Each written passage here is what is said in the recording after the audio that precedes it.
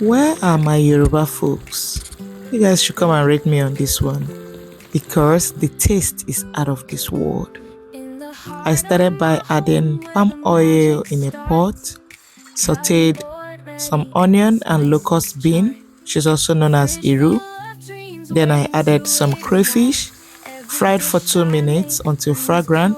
Then I added my steamed pepper mix. It had some bell peppers, scotch bonnet pepper and onion in it.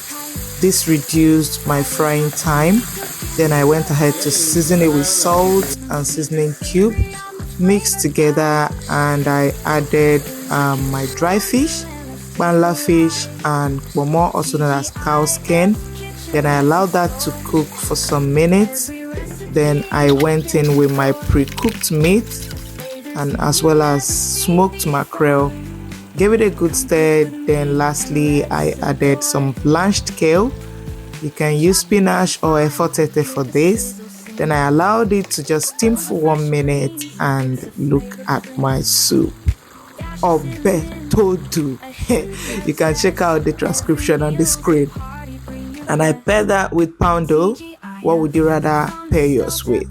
Thanks for watching, guys. See you in my next video. Bye. It's a foodie.